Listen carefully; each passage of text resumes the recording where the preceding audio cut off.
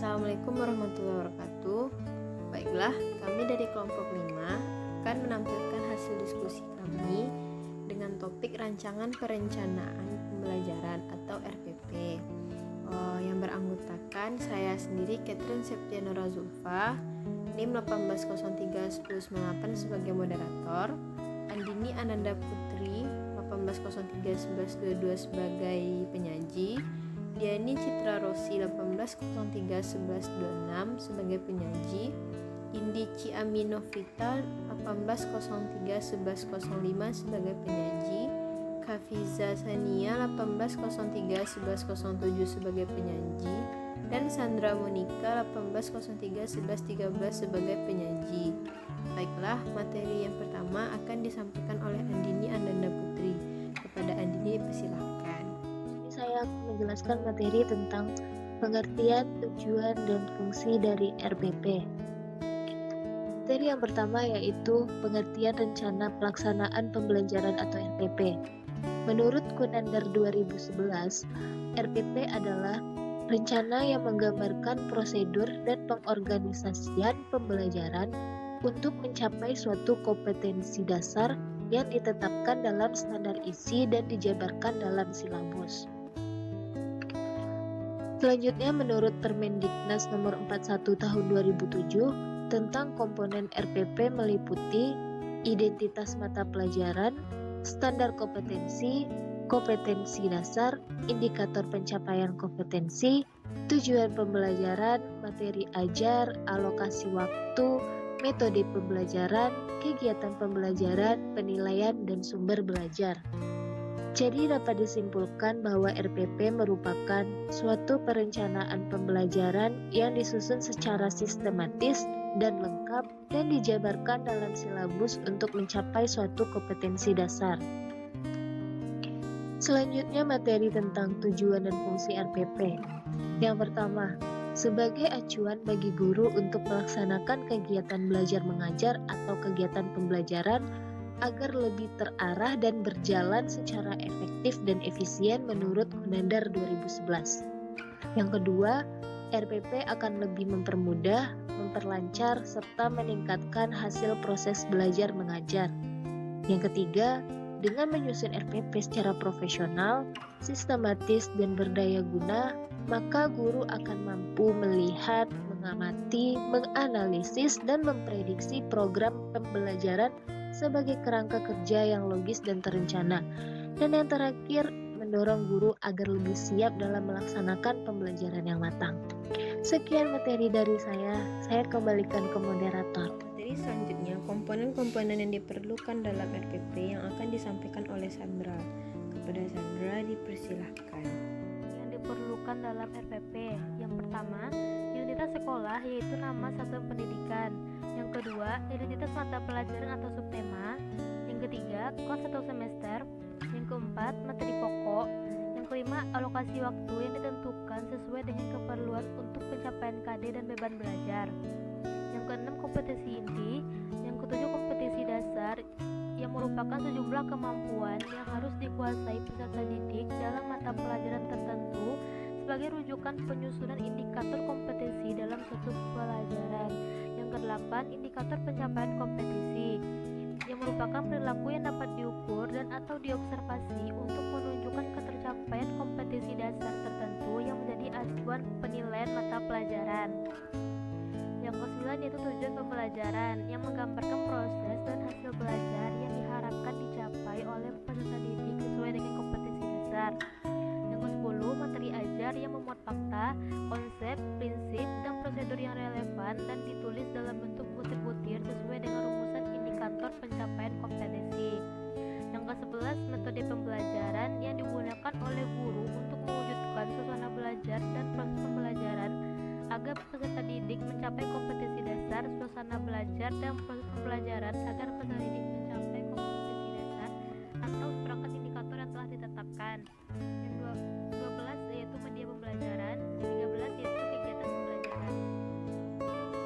Baiklah, materi selanjutnya tentang pedoman yang diperlukan untuk penyusunan RPP yang akan disampaikan oleh Nia. Kepada Nia dipersilahkan. Baik, terima kasih kepada moderator. Di sini saya akan mencoba menjelaskan mengenai pedoman yang diperlukan untuk penyusunan RPP. Menurut Trianto, secara umum dalam mengembangkan RPP itu harus berpedoman pada prinsip pengembangan RPP. Menurutnya terdapat 4 prinsip dalam mengembangkan RPP. Yang pertama itu kompetensi yang direncanakan dalam RPP harus jelas, konkret, dan mudah dipahami.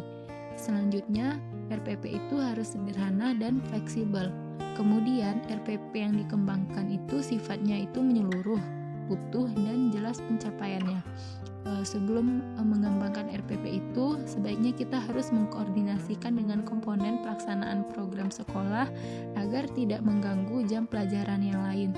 Sekian yang dapat saya jelaskan, saya kembalikan kepada moderator. Baiklah, materi selanjutnya prinsip-prinsip penyusunan RPP yang akan disampaikan oleh Indi. Kepada Indi dipersilahkan. Terima kasih kepada moderator yang telah mempersilahkan saya untuk menyampaikan materi. Saya Indi Ciaminofrita, NIM 180311105, akan menjelaskan mengenai prinsip-prinsip penyusunan RPP. Yang pertama yaitu, kita harus memperhatikan perbedaan individu peserta didik. Yang kedua, mendorong partisipasi aktif peserta didik. Yang ketiga, mengembangkan budaya membaca dan menulis peserta didik. Yang keempat, memberikan umpan balik dan tindak lanjut. Yang kelima, memiliki keterkaitan dan keterpaduan. Yang keenam, menerapkan teknologi dan informasi serta komunikasi. Yang ketujuh, kompetensi yang dirumuskan dalam RPP harus jelas. Makin konkret kompetensi, maka akan lebih mudah untuk diamati. Yang kedelapan, RPP harus sederhana dan fleksibel. Yang kesembilan, kegiatan yang disusun dan dikembangkan dalam RPP harus menunjang dan sesuai dengan kompetensi dasar. Yang ke-10, harus ada koordinasi antar komponen pelaksanaan program di sekolah. Sekian yang dapat saya sampaikan, saya kembalikan kepada moderator. Terima kasih. Materi yang terakhir yaitu langkah-langkah penyusunan RPP yang akan disampaikan oleh Diani. Kepada Diani dipersilakan. Saya Diani Citra Rosi ingin menjelaskan tentang langkah-langkah penyusunan RPP. Penjelasan tiap-tiap komponennya itu, yang pertama ada mencantumkan identitas terdiri dari nama sekolah, mata pelajaran, kelas, semester, standar kompetensi, kompetensi dasar, indikator, dan alokasi waktu. Hal yang perlu diperhatikan adalah RPP boleh disusun untuk satu kompetensi dasar, yang kedua standar kompetensi, kompetensi dasar, dan indikator dikutip dari silabus. Yang ketiga ada indikator. Selanjutnya yang kedua merumuskan tujuan pembelajaran. Output atau hasil langsung dari satu paket kegiatan pembelajaran. Bila pembelajaran dilakukan lebih dari satu pertemuan, ada baiknya tujuan pembelajaran juga dibedakan menurut waktu pertemuan sehingga tiap pertemuan dapat memberikan hasil. Yang ketiga, menentukan materi pembelajaran. Untuk memudahkan penerapan materi pembelajaran, dapat diacu dari indikator. Yang keempat, menentukan metode pembelajaran. Metode dapat diartikan benar-benar sebagai metode, tetapi dapat pula diartikan sebagai model atau pendekatan pembelajaran bergantung pada karakteristik pendekatan dan strategi yang dipilih. Selanjutnya yang kelima, menetapkan kegiatan pembelajaran. Langkah-langkah minimal yang harus dipenuhi pada setiap unsur kegiatan pembelajaran adalah kegiatan pendahuluan, kegiatan inti, dan elaborasi dan konfirmasi, dan kegiatan penutup. Selanjutnya, yang keenam, memilih sumber belajar. Pemilihan sumber belajar mengacu pada perumusan yang ada dalam silabus yang dikembangkan. Sumber belajar mencakup sumber rujukan, lingkungan, media, narasumber, dan alat dan bahan. Jika menggunakan bahan ajar berbasis ICT, maka harus ditulis nama file, folder, penyimpanan, dan bagian atau link file yang digunakan atau alamat website yang digunakan sebagai acuan pembelajaran. Yang terakhir ada menentukan penilaian. Penilaian dijabarkan atas yang pertama teknik penilaian, yang kedua bentuk instrumen, dan yang ketiga instrumen yang dipakai yang berisi rubrik penilaian. Sekian dari saya kembalikan kepada moderator. Baiklah, sekian hasil diskusi dari kelompok kami. Apabila ada yang salah mohon dimaafkan. Jika ada teman-teman ingin menambahkan saran ataupun tambahan, boleh kita lanjutkan ke grup diskusi selanjutnya. Terima kasih buat teman-teman yang sudah nonton. Mohon di subscribe dan di like ya teman-teman, dan komen. Terima kasih. Assalamualaikum warahmatullahi wabarakatuh.